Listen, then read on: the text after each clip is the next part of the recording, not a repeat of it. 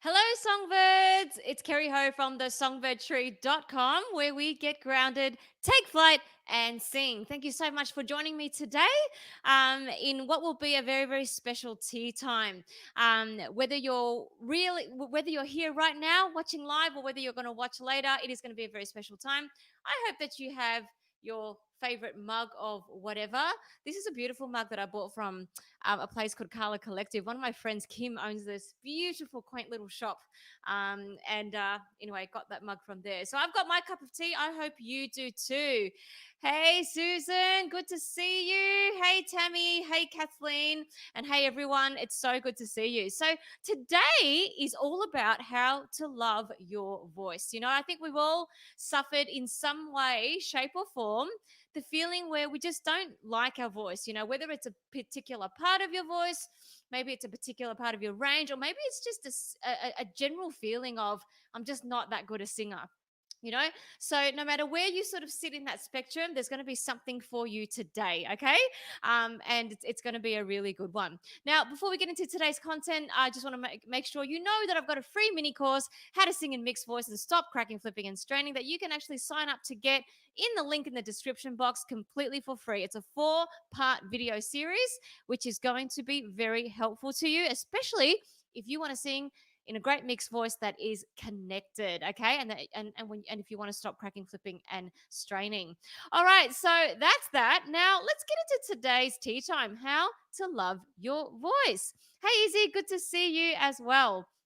All right, so first of all, can you tell me, songbirds, is anyone out there who's watching either now or later, have you ever sort of struggled with an aspect of or something to do with your voice? If you have struggled, please put your hand up, tell me, let us know, whether you've ever struggled with just not liking your voice, not enjoying a particular part of your voice, or just feeling like you're not good enough. Could you let us know in the chat? Morning, Bassett. Good to see you. It's been a long time, and I believe it's very early for you. Hey, Sheila. Good to see you as well. All right, so Sheila, you're putting your hand up. I'm guessing you're actually saying, yes, that's me. I've struggled with my voice. I've struggled with, and Vivian's saying the same. Anybody else? Does anybody, or is it just me? Does anybody else have struggled? Has anybody else, sorry, struggled with just not liking an aspect of their voice? Um, okay, so Adrian Music 86 is saying me, head voice, and the higher register feels too weak. Okay, Bassett's completely agreeing, bringing up many hands. Tammy as well. Susan as well. Okay, so I don't think, I'm the only one, and I don't think you're the only one who struggles with this. Okay. So today we're going to just talk heart to heart about a few things that might actually be very helpful to help us to really start to love our voice. Because I tell you why this is important. The relationship that we have between ourselves and our voice is actually directly correlated with your progress. Okay. So, what do I mean by that? What I mean is the way you see yourself and your voice, if that's a positive relationship, then that's going to positively help you and your progress technically as a singer. Okay.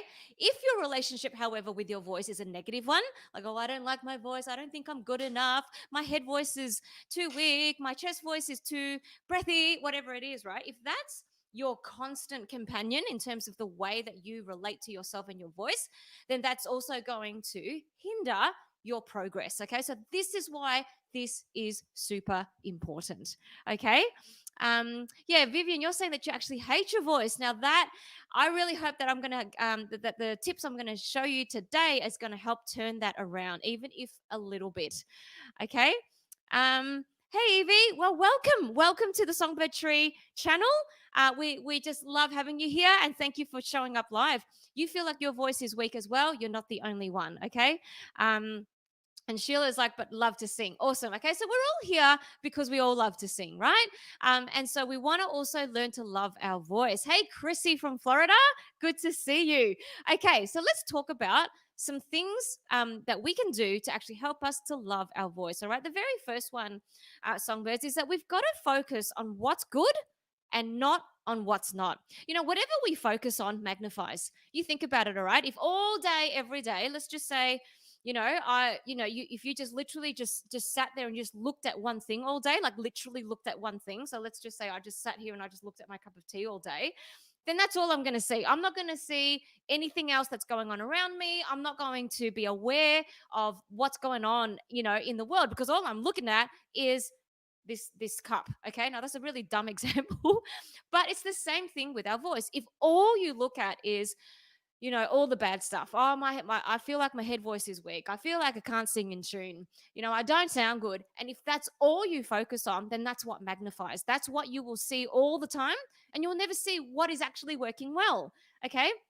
Conversely, when you start focusing on what's going well, that also magnifies. And when that magnifies, that's going to make you feel more positive about yourself and your voice. And it's actually going to help you progress further. You just think about it, okay, when you feel good about something, it makes you want to do it more. You know what I mean? And then when you do it more, you get better at it, right? But when you feel terrible about something, it actually demotivates you to want to work on it or to want to do anything with it. And then you don't work on it, you don't exercise the muscle, so it doesn't get better. Does that make sense, guys? Right? So we've got to focus on what's good. All right. So here's my challenge to you. Okay. I want you to grab a notebook and I want you to write down one thing that you do actually like about your voice, even if it's just a little bit. Like, what is one thing that you can recognize about your voice that it's actually working? Are you able to sing in tune reasonably well? Um, you know, if you don't like your head voice and your high notes, what about your chest voice and your lower notes? What are they like? I want you to think of one thing, and I bet there is at least one. There's probably more.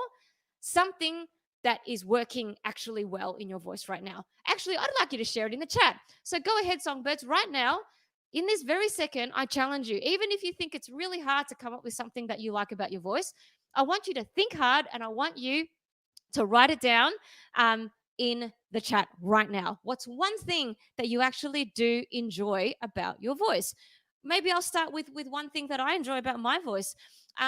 I think I like the fact that my voice is very dynamic. So in the sense that I'm very expressive, and I love musical theater. So I think that when I sing musical theater, I'm actually at my best because I can really express and be dynamic with my voice.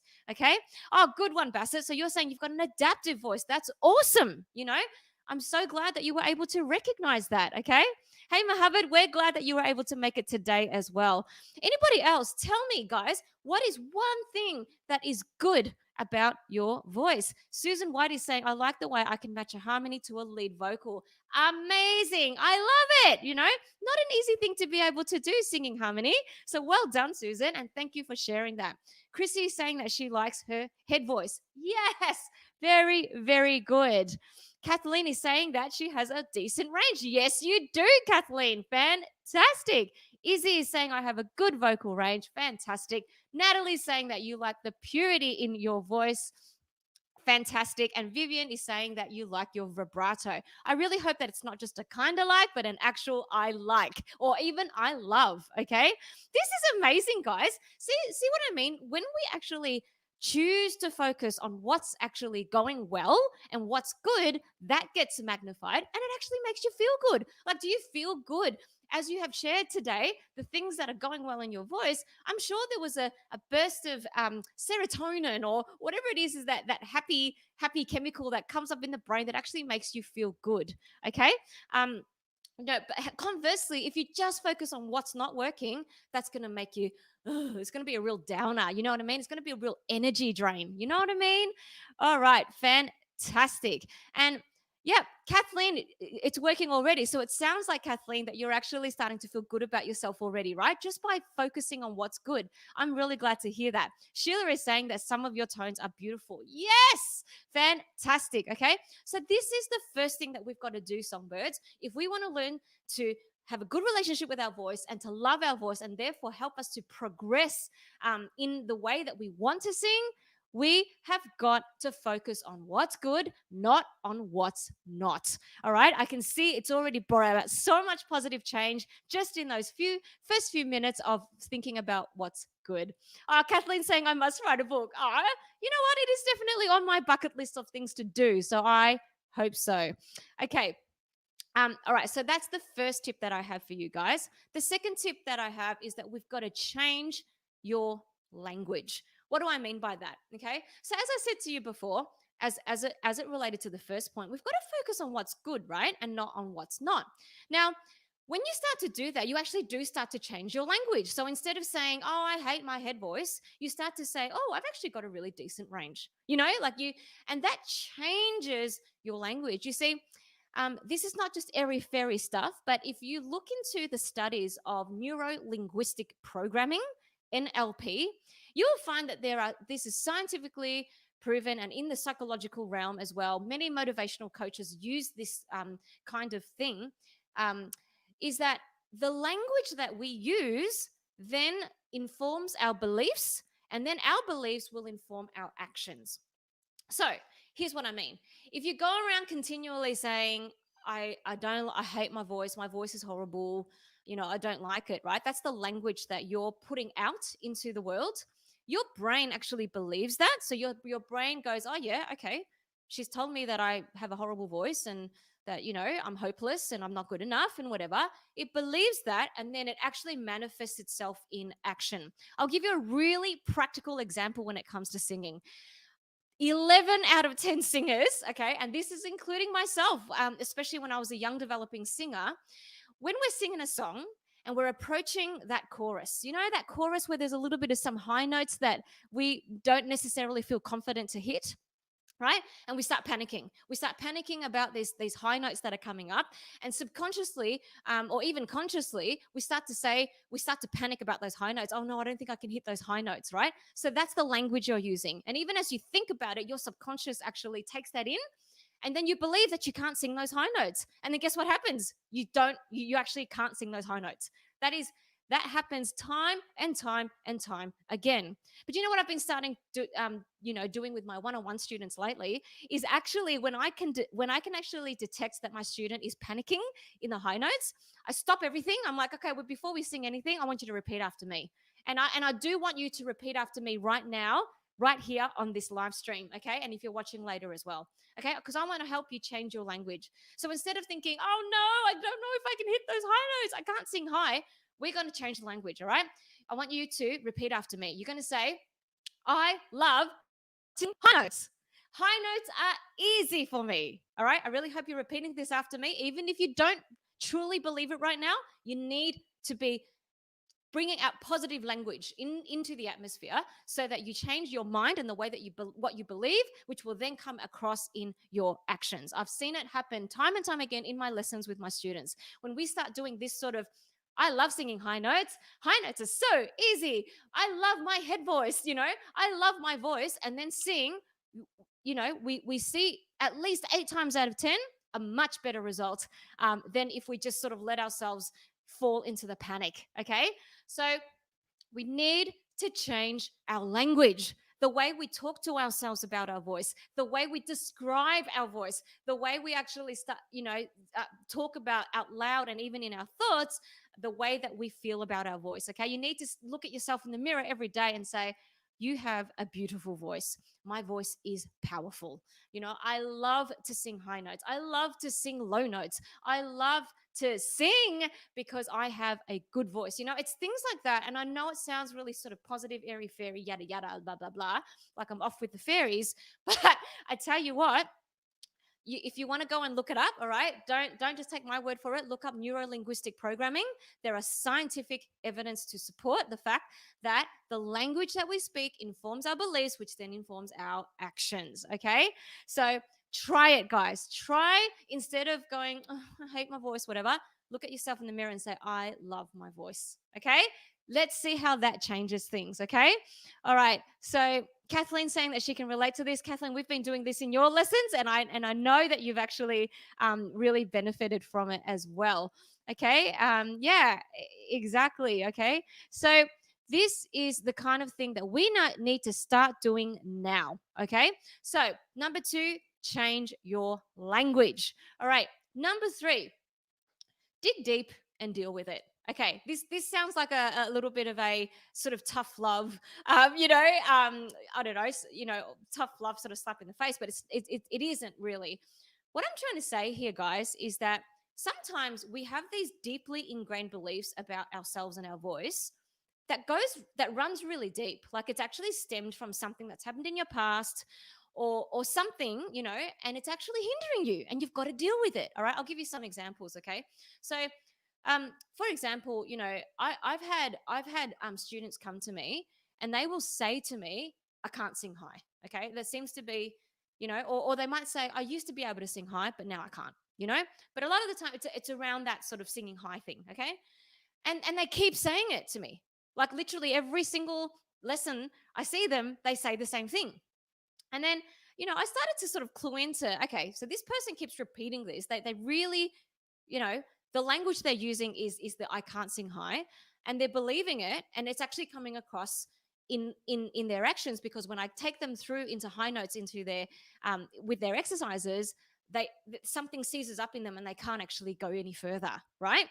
Um, and so, there was this one time when I thought, okay, I'm just really going to try and dig deeper with this student and see what is going on behind this belief. Because I know as a vocal coach that everyone can be trained to sing high and low, and everyone's capacity can increase, right? Because it's not about, oh, I was born with a low voice, so therefore I can't sing high. That's just nonsense, okay? Anyone can learn to sing. Anyone can be trained to sing higher or lower or stronger or, better, blah, blah, blah, okay? All right, so I thought I'd dig deeper. And I asked him, so what kind of singing did you do when you were younger?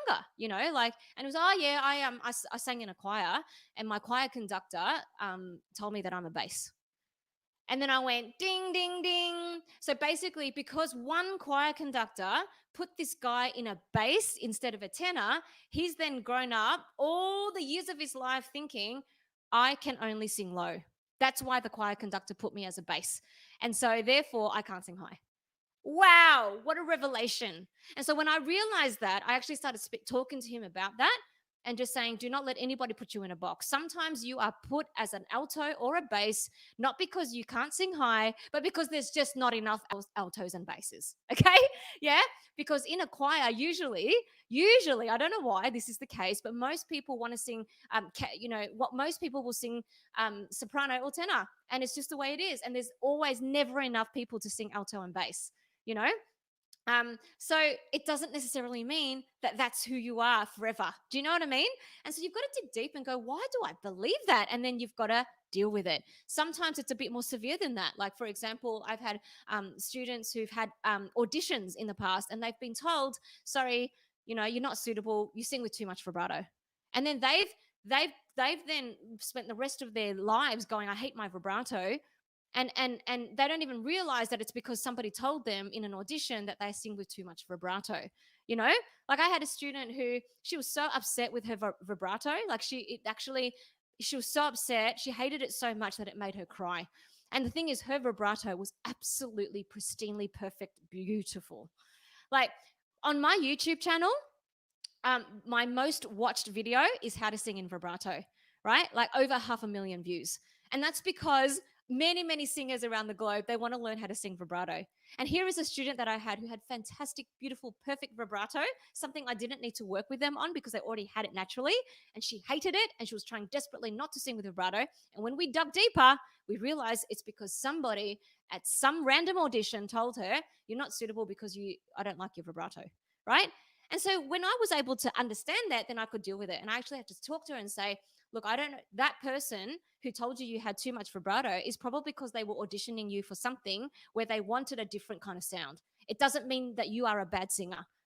Maybe they wanted a more straight pop sound, but that doesn't mean that you are a bad singer. And when we dealt with that, she was then able to flourish and actually enjoy her vibrato again. All right. So, songbirds, I want you to have a think about it. What is something that you keep on saying about yourself that's negative about your voice?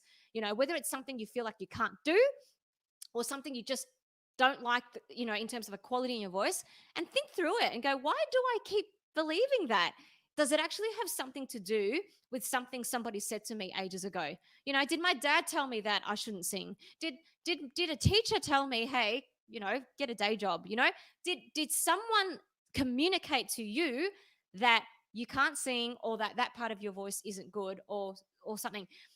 This takes a little bit of self-examining, and you've got to really sort of take the time to think it through. But when you do, I promise you, and you deal with it, right, it is going to empower you to get over it, and then be able to basically break that chain that's sort of loose. I mean, loosen that chain that's now sort of hindering you around your voice. Okay? Yeah? Victoria, you said you love your voice. Fantastic. I love to hear that. Okay? Okay. Oh, okay. Oh, thanks, Sue. That's beautiful. Okay. So, did you hear what I'm saying, guys? We've got to dig deep and deal with the beliefs, the ingrained negative beliefs that we have with our voice. And then when you do that, you're going to be able to be set free to sing the way you've always wanted. Okay. It's always one of the first steps. All right. Number 4 is that let's not make it about ourselves. Okay. Don't make singing about you. I know that sounds really funny, right? But this is what I'm talking about. When we make singing all about me, like it's all about me, I need to be perfect. I want to be able to show off, and I want to be able to impress people. I want it like when I sing, people just like drop their jaws in bewilderment and overwhelm because I'm so amazing. No, I'm exaggerating. I don't know that anybody really thinks like that. I mean, some people do, but I guess if you were to be honest with yourself, and if I was to be honest with myself, a lot of the fears that we have around our voice and singing is because we're really afraid of how we will be perceived by the outside world and by others. It's like, will people listen to me sing and think that I'm awful? Will people judge me? Will people say that I can't sing? And it's all about wanting to impress and wanting to be perfect and flawless. So, because we think that that's going to make us feel better as human beings. All right. So, I want to propose that when it comes to singing, let's not make it about us. Let's not let ego take over, and let's make it about love. Let's make singing be about sharing a gift with the world. One of my vocal coaches, Mary Saunders Barton, she said this to me a few years back. This was when I was actually preparing for a live performance that I was actually quite nervous about. And she actually said to me, Kerri, when you get on that stage, I want you to imagine that it is Christmas morning and that you are at the Christmas tree and you've got a gift that you've painstakingly went to choose for one of your loved ones, and you've got this gift in your hands and you just can't wait. Like when it's a Christmas morning and you can't wait to give this gift to your loved ones, and you can't wait for them to unwrap it, take the ribbons off, take the wrapping paper off, and you can't wait to see their look of surprise and their look of delight as they open your present. And she actually said to me, when you perform live, you need to see it like Christmas morning, that the songs that you're about to sing are a gift. It's a gift that you have painstakingly prepared to share with your loved ones, with the audience, right? And you've got to come with a sense of joy and with a sense of anticipation, ready to share this gift and to see them unwrap this gift and the look of delight and wonderment in their eyes. So it's not about being flawless and perfect. It's just about showing up in your full authentic self, and as imperfect as it may be, that you just offer it just as it is, as a gift to others, right? When you start to make singing not about you and being perfect and your ego and perfectionism, right? It ends up being such a joy. It really does. It's such a joy. It's like giving a gift on Christmas morning. Okay. So there you go. All right. That's just something that I want you to think about. All right. Are you able to start thinking of singing as not just all about you, but about sharing a beautiful gift with the world? Okay. All right. Here we go. So, and then my last tip is to work with a great coach. If there are parts of your voice that you just genuinely want to and need to improve, okay, we all have those areas. Okay. I've been training in singing for years and years and years, okay, because I genuinely had things that I needed to improve on, just like you, okay. And I worked with many great coaches, and I still work with great coaches, right? Even as a coach myself, I still make sure that I check in with a coach every once in a while. In fact, I have my own singing lesson tomorrow, which I'm very looking forward to, because we all need that. We all have blind spots, and we need someone who's an expert and a bit further ahead than us to just observe us and give us feedback so that we can improve, right? So rather than continuing to hate on yourself for the parts of your voice that you don't like, well, why don't you choose to do something about it? Why don't you get really practical and work with a great coach? And when I talk about a great coach, I'm talking not just about someone who knows their vocal technique, but who will be encouraging, who will be your champion, who will actually bring out the best in you. Okay. Now, I will say here that I do work with singers one on one. So if any of you ever want to explore working with me one on one, then please do go to my website and check out the options at thesongbirdtree.com. I absolutely love working with singers, and and I'm here to bring out the gold that's already in you. Okay, so work with a coach and actually start working on those things. Okay. Susan's like, bring on Christmas. Yes, absolutely. Oh, Kathleen, you're awesome. So Kathleen's one of my one-on-one one-on-one coaching students, in case anybody is wondering. Okay. So basically, they are my top 5 tips for you today, guys, in terms of how to love your voice. All right. We're going to start cultivating a positive relationship with our voice by focusing on what's good, not on what's not. We've got to change our language. We've got to dig deep and deal with it, deal with the reasons why we might not like our voice, right?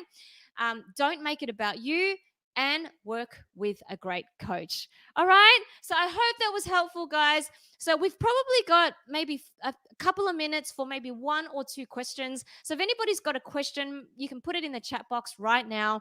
And then while I tell you about next week. So guess what? I can't believe it, but we're already approaching the end of the year.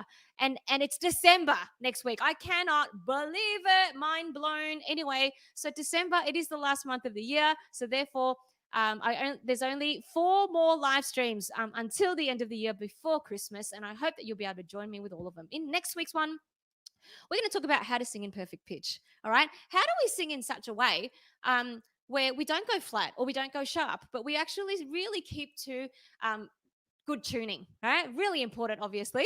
And I'm going to give you some amazing practical tips. Okay, it comes down to 2 simple things in order to sing with great pitch. And we're going to talk about that next week. I'm going to give you some awesome exercises. You can click on the link that is appearing in the description box below to set yourself a reminder to join me next Monday, 6 p.m. EST, which is 10 a.m. on Tuesday, AEDT. I cannot wait to see you there. Also, I don't know if all of you know, but I'm actually speaking at one of the most epic online conferences ever for musicians and singers. It is the Indie Musician Summit. It's actually happening this weekend. It is absolutely 100% free. But you've only got a couple more days to register, okay? And then you get to see like 25 plus different speakers speaking on all things to do with making music. So I'm talking about taking care of your voice, vocal technique, and also how to nail a studio recording. There are many other speakers who will be talking about performance, audio equipment, recording, songwriting. It is going to be an absolute blast. And like I said, it's free. The link is in the description box below. Make sure that you do go and register as soon as this live stream is over, as soon as you have finished watching this video. Okay? All right, let's see if there are any questions, and I might have time to answer one today. Okay. I'm really glad that you feel comfortable, Evie. Please come back next time. Yay! Hey, Pop. Oh, did I read your mind? Well, you know what? I'm really glad. It's obviously, it's obviously meant to be that you came today, Pop. So good to have you. Hey, Dave. Good to see you. Okay. All right, here we go. I'll answer one question today as we're running out of time. Elsa, 13, is asking, hi, I wanted to ask about how I can make my head voice sound less operatic. It helps it to be strong and stable. It does. I prefer my chest voice, but as I transition into my head voice, it completely changes. Okay, so Elsa, in terms of sounding less operatic, I guess one of the most practical things is to not drop your larynx too low. So that from an opera sound, it's like, and your larynx is really, really low, right? But if you actually just let your larynx be a little bit more natural in the way that you're speaking, then it's not going to be so operatic, okay? So that's just one really sort of practical thing that you could do. Just play around with with I guess the positioning of your larynx. Don't make it too low, but also you've got to learn to mix your voice, so that you can transition smoother. And if you haven't already, go and grab my free course. All right, the link is in the description below. How to sing in mixed voice, and that will actually help you with that. Okay. All right. Fantastic. Absolutely my pleasure, Sophia. Yep. Australia's doing good. Thank you for asking. All right. So basically, that's all we've got time for, guys. But it's been so good to see you. So remember the free mini course, How to Sing in Mixed Voice. You can get it just by clicking on the link below. It's completely free, 4-part video series that you're going to love. And of course, if you want to go out and check out my website for more information, just about the how you can actually engage with me further, whether that's looking at my online programs or whether that's hiring me as a coach for one-on-one coaching, go to thesongbirdtree.com. I am here to help you get grounded, take flight, and sing. All right, songbirds, you know that I am always believing in you. So please learn to love your voice, and I cannot wait to see you next time. All right, love you all. Mwah! Virtual kisses and hugs. Have the most amazing day. And I'll see you next week for How to Sing in Perfect Pitch. See you guys. Bye.